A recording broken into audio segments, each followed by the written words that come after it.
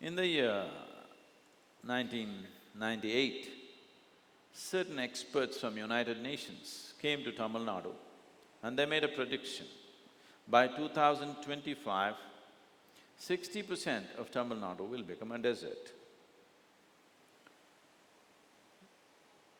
I don't like predictions, any kind, whether it's for the individual person or for the society or for the nation or the world, because predictions are taking into account only the cold facts of today. They're never taking into account what human aspirations are. What's beating in the human heart is completely discounted. Keeping the cold facts of today, they're making a prediction for tomorrow. 60% of this land will become a desert. I didn't like the prediction anyway. I didn't believe them either. Then I decided, let me check out for myself. So I just drove. I crisscrossed Tamil Nadu. For about 8 to 9 days, I drove across Tamil Nadu. I just wanted to see firsthand for myself. Then I knew for sure they were wrong, because I didn't think it'll go up till 2025. I saw it would happen much faster than that. Because in the 15 years from that day, on that day, 15 years' time, 4 perennial rivers had gone dry in Coimbatore district itself. In Coimbatore city, we used to get water at 60 to 100 feet, borewell. Today they're going 1400 feet. So, it is not going to go up to 2025. So I was thinking, what could we do? Because this is crime. This is nothing short of crime. South India, particularly certain parts of Karnataka, Andhra Pradesh and Tamil Nadu, are the only few places on the whole planet where there is a history of 12,000 years of agriculture on the same land. The same land has been farmed for over 12,000 years. Except a few places in South America, nowhere else there is such a history of agriculture. 12,000 years, thousands of generations, the land has nourished us. Today in one generation, we're going to turn it into a desert, is something that I did not like. So I thought, what could we do? So we noticed the main reason why desertification is happening is because there's not enough green cover. In a tropical climate, green cover is most important. So then we saw that in Tamil Nadu, the green cover was only 16.5% on that day. The national aspiration is 33%. So I made a simple barefoot calculation. If you have to make this 33%, what does it take? We arrived at a number, very simple calculation. And I said, if we plant 114 million trees in the next 6 to 8 years, in about 15 to 20 years, we'll have 33% green cover. So I called a group of volunteers and said, we need to plant 114 million trees. People said, Sadguru, 114 million trees, do you know what that number is? No, not possible. Then I asked them a simple question. What is the Tamil population? They said 62 million. I said, if all of us plant one tree today, nurture it for 2 years and plant one more, what's the number? The number is there. Even a beggar on the street can plant one tree. Yes or no? Yes? You don't have to be rich, you don't have to be immensely capable. Even a beggar on the tree can plant one tree. He'll have a growing office space for himself. So I said, let's do this. That led to an inspired movement called Project Green Hands. Today we have planted over 14 million trees. It is not at 114 million trees. with a phenomenal survival rate because we never allow anybody to plant more than 2 trees. You can only plant 2. You can inspire somebody to plant 2 more, but you cannot plant 100 because you will not take care of 100. 2, you can. So we have a phenomenal survival rate. Tamil Nadu is the only place in the whole of Asia where the green cover is actually going up. According to the government figures, in 2009, the green cover has gone up by 5.2%. According to the Google Maps, it's gone up over 7%.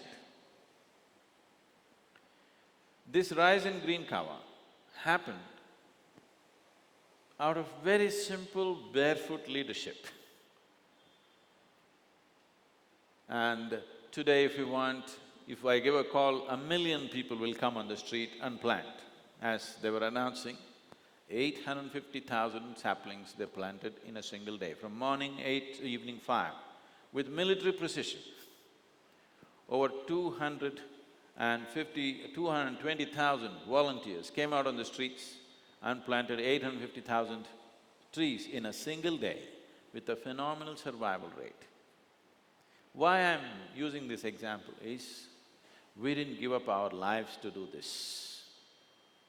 It is just one of the things that we do. It's not that we gave up everything and did only tree planting.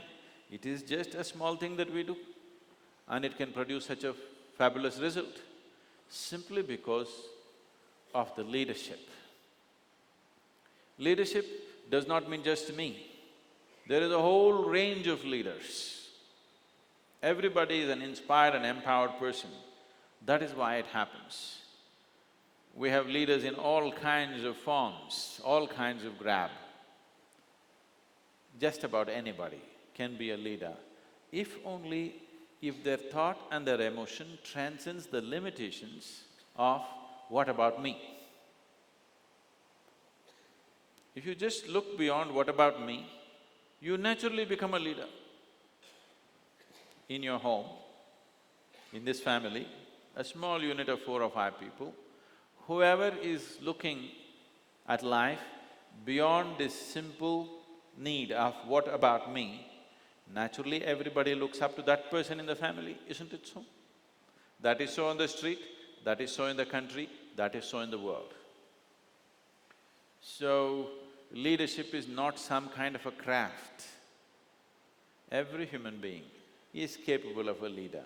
He has the necessary intelligence, he has the necessary capability to become a leader in his own sphere. It is just that he is trapped in this one thought, always, what about me, what about me, what about me? If you just look beyond what about me, suddenly you're a leader. You can't help it. I didn't choose to be a leader. Invariably people gathered, so we had to do something. So leadership should not become an academic subject, but it should. A systematic way of developing leaders is needed, but without looking beyond the limitations of individual needs, nobody becomes a leader. This contrived leadership that we are seeing in the country, people who are only concerned about themselves but they have somehow placed themselves in that position, they are our pain, isn't it? Isn't it so? Am I being too harsh? They are the pain of the nation, isn't it so? People who can't think beyond themselves but they want to lead the nation, they are the pain of this nation, isn't it? So do not aspire for leadership. See how to enhance this being. See how to enhance this person. If this is an elevated person, naturally people will seek, and what you can do, you'll anyway do. In your life, if you do not do what you cannot do, that's not a problem. But in your life, if you do not do what you can do, you're a disaster. It's my wish and my blessing, you should not become such a disaster. No human being should become such a disaster. But if your thought and emotion is trapped within the limitations of what about me, you invariably become such a disaster. If you have questions, any kind.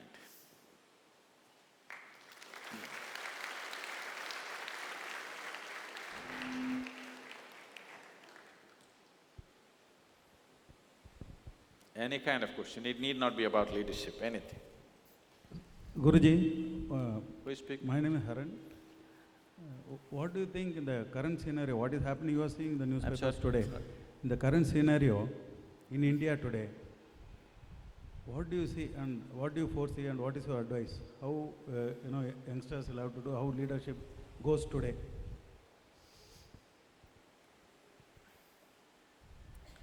See, we're always again looking for a protection for the nation.